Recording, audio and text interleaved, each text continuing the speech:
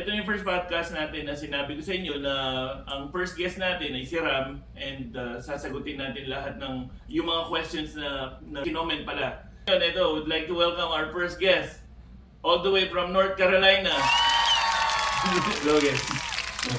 First question natin is coming from Bernadette Belio. Bernadette, how do you see yourself 10 years from now? Actually, yun din yung question ko, personal question ko kay Ram. Pero since...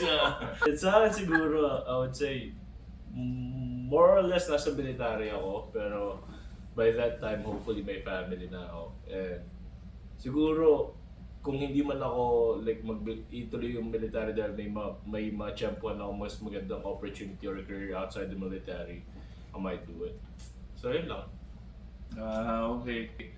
So sabi mo nga na 10 years from now is possible na kung magkaroon ka ng outside opportunity. Ano yung mga possible na opportunities na yung mga nakikita mo so far from the time na nag-start ka until now?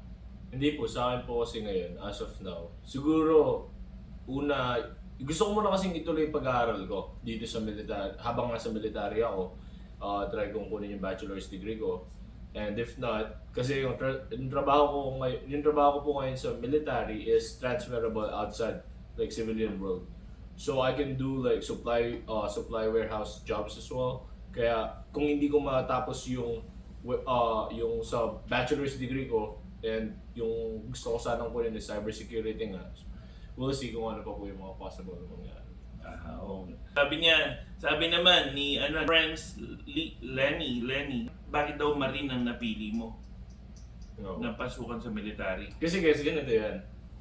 Di ba dumating ako 2023 po, di ba? 23. 2023, dumating kami dito nila Papa, nila Kar, nila Tita Che. Tapos, nauna ako ng 1 month sa kanila. Tapos, sabi ko kay Papa, papasok na ako agad ng military. Dapat nung una Air Force, knowing na akala ko pare-parehas lang sila ng ginagawa.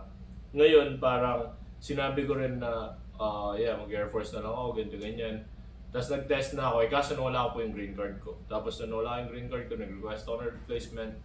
Hanggang si Maricar, pumunta siya sa recruiter, maling pinto yung nakatok niya. O yun, na-sales stock ako. Tapos, maganda naman sa Marine Corps, like sila yung standards when it comes to like military stuff. Sila yung gumagawa ng ayaw ng ibang branch basically. Pero yung mga parang knowing na nasa Marine Corps ka is like good moment for you to like appreciate yung bagay na na-achieve mo. Kasi yun lang ako. Happy naman siya sa pagiging Marine niya.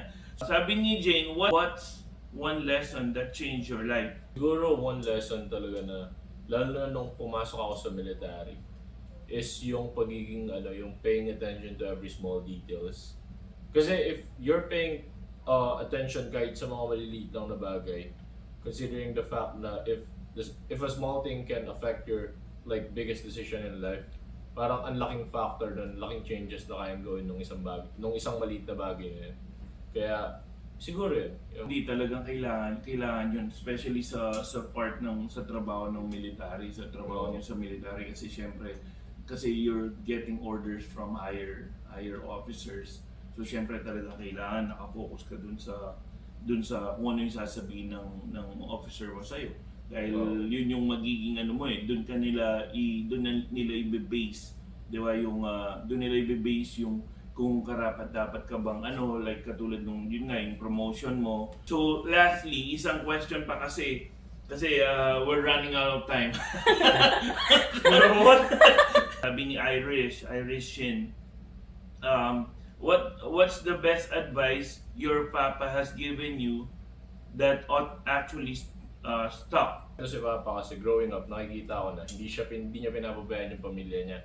Parang nung nawala yung si Daday, which is si Papa niya, si lolo namin, nakikita ko na kung paano niya alagaan yung mga kapatid niya. Like, talagang suporta.